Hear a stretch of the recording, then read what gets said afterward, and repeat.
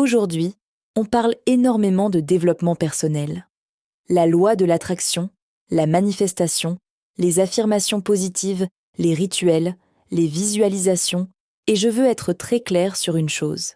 Je ne dis absolument pas que ces approches ne fonctionnent pas. Pour certaines personnes, elles peuvent même transformer une vie.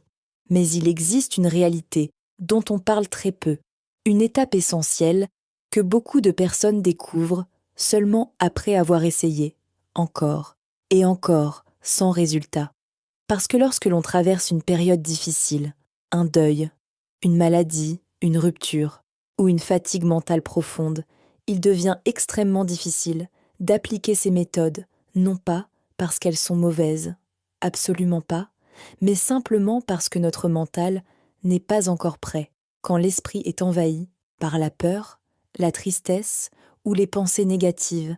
Il devient presque impossible de visualiser un futur positif, presque impossible de croire profondément à ce que l'on répète. Et c'est là que beaucoup de personnes commencent à douter d'elles-mêmes. Elles pensent qu'elles font mal les choses, qu'elles ne sont pas assez positives, qu'elles n'y arrivent pas parce qu'elles ne sont pas capables, alors qu'en réalité, le problème, ce n'est pas vous. Le problème, c'est que personne ne vous a expliqué le commencement. C'est un peu comme vouloir construire une maison magnifique, avec des murs solides et un toit parfait, mais sans fondation profonde. Au début, tout peut sembler tenir, mais au premier choc, au premier vent, au premier tremblement, tout finit par s'effondrer. Et avec notre mental, c'est exactement la même chose.